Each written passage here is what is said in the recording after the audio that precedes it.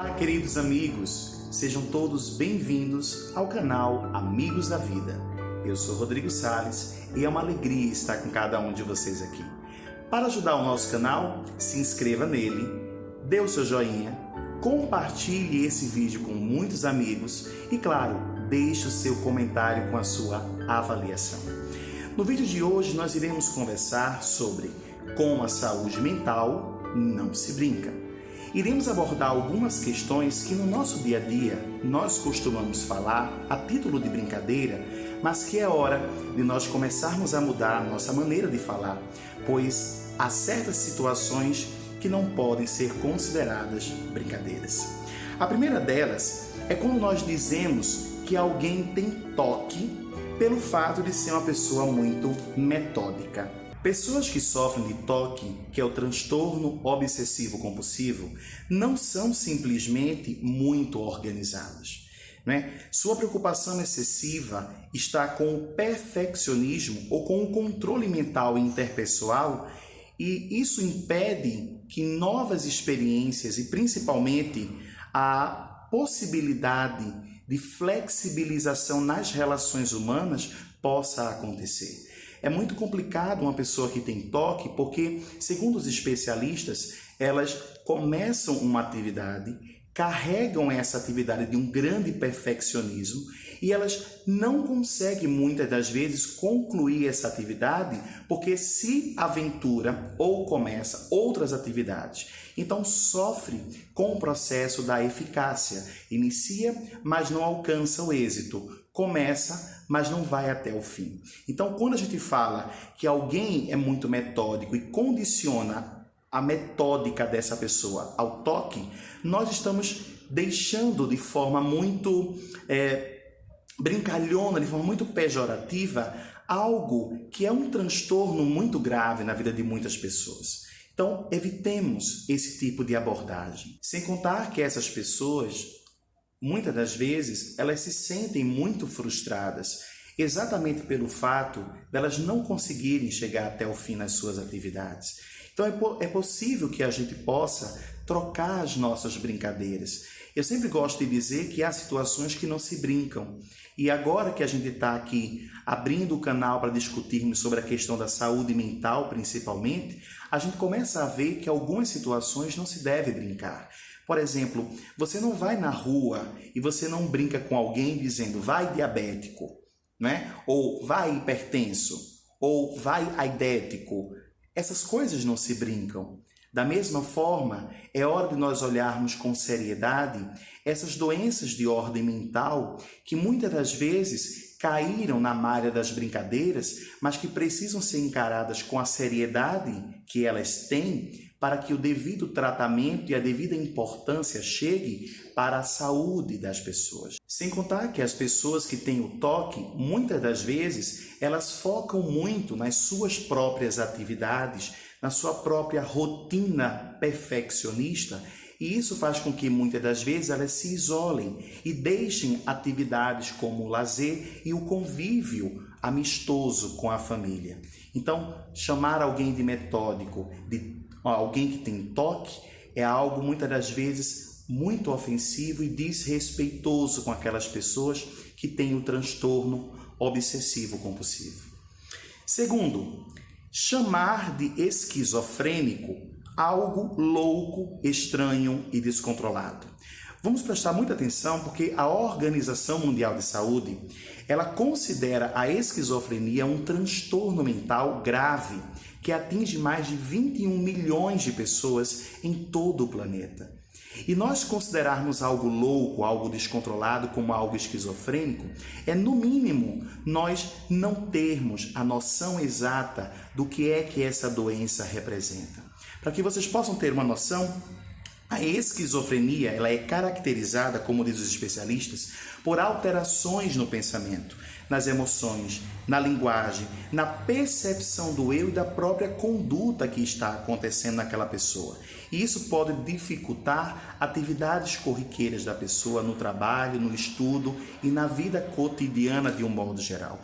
Essas alterações que a mente projeta provoca uma série de transtornos na vida social dessa pessoa.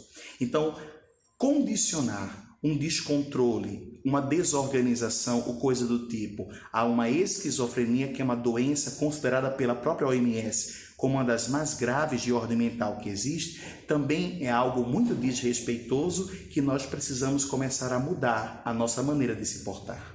Terceira questão que nós muitas vezes encontramos as pessoas falando é quando dizem que depressão está relacionado com alguém que é triste, né?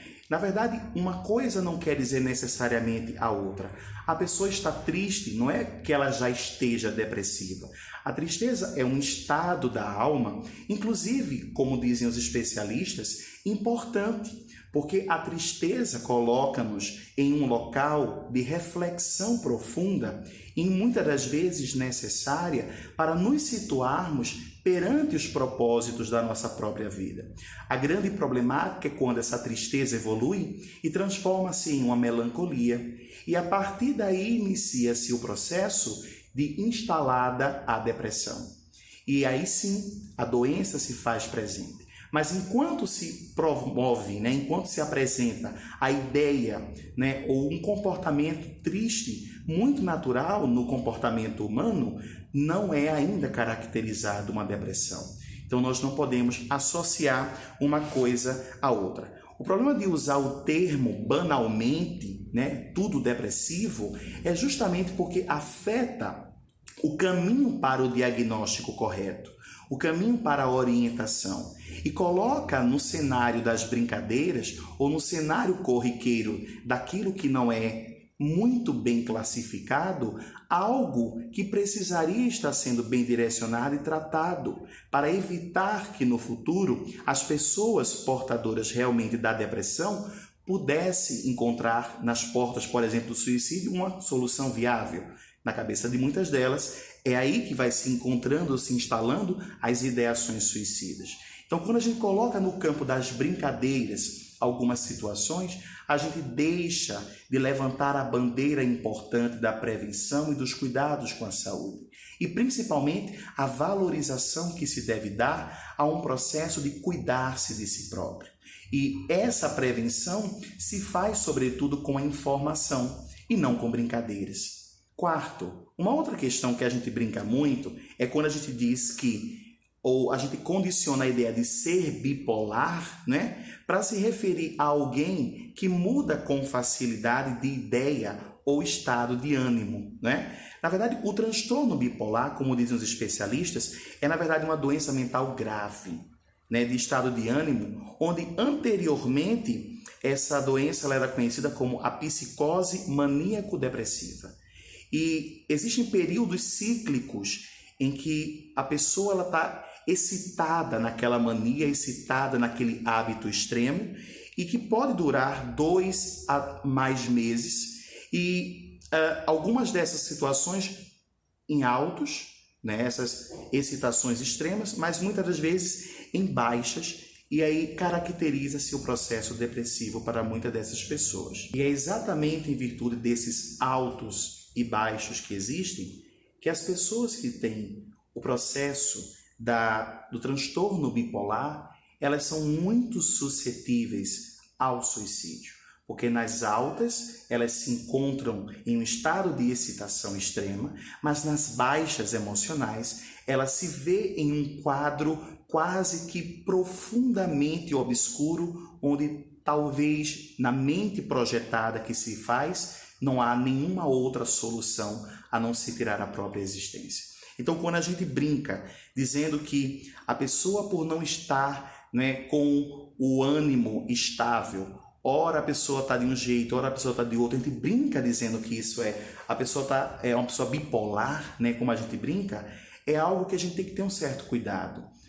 O diagnóstico correto das coisas nos ajuda a tratar essas coisas da maneira correta e não brincando com elas e não dando diagnósticos superficiais. Isso só atrapalha. E nós vivenciamos um tempo em que, ao dar voz a esse processo de cuidado que as pessoas precisam ter consigo mesmas, nós não podemos mais sofrer ruídos na comunicação. A informação tem que ser cada vez mais clara, tem que ser acessível, e nós precisamos trocar as brincadeiras pelas informações sérias que salvam sempre vidas quando são dadas de maneira responsável.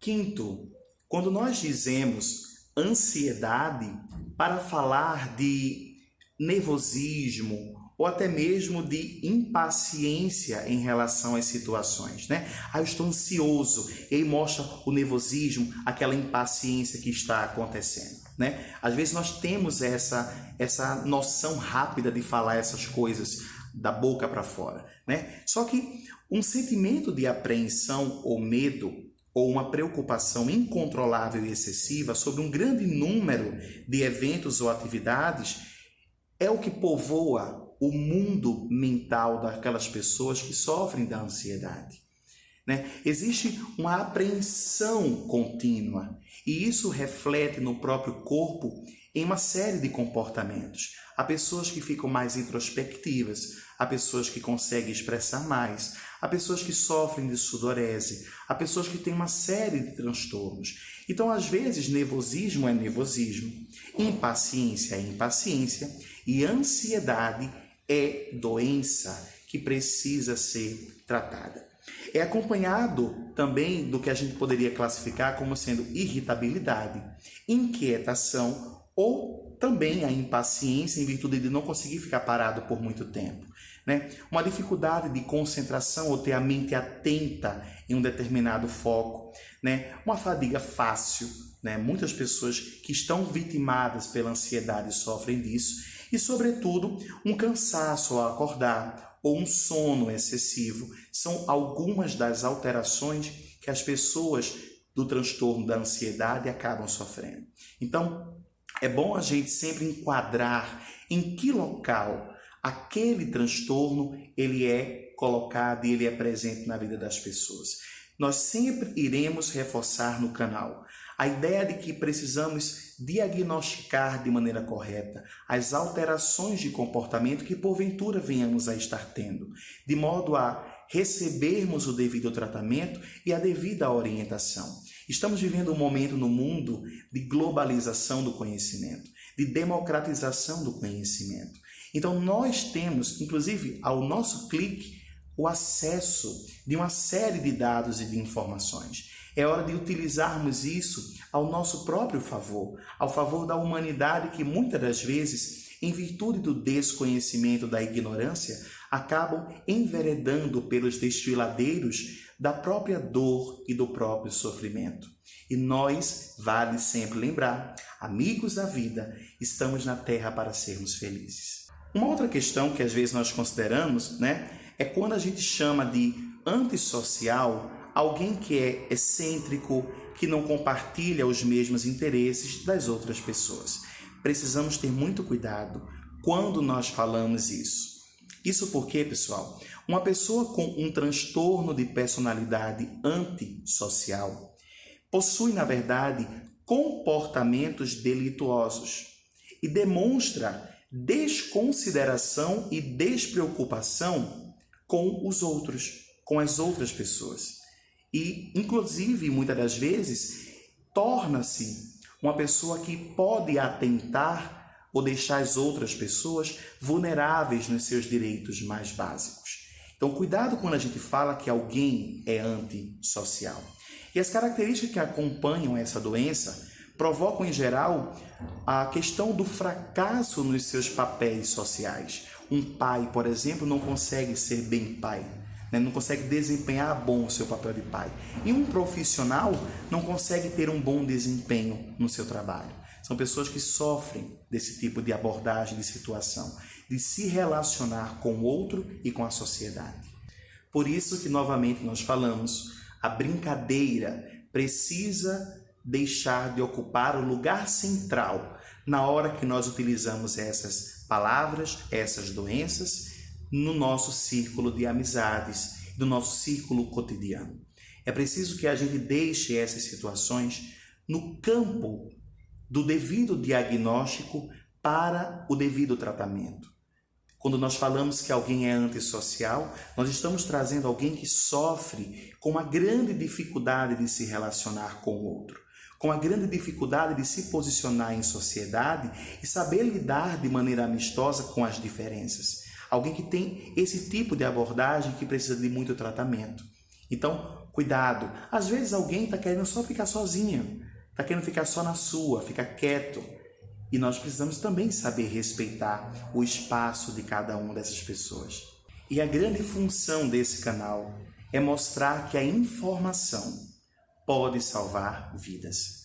E nós venhamos trabalhando nesse canal exatamente essa ideia, de trazermos a seriedade para essas abordagens, de trazermos o olhar cuidadoso sobre esses pontos que nós estamos abordando, percebendo as pessoas que estão à nossa volta para trocarmos, no caso do vídeo de hoje, essas brincadeiras por situações muito mais proveitosas, que são aquelas em que nós nos predispomos a sermos instrumentos a fazer alguém feliz, a cuidar de alguém.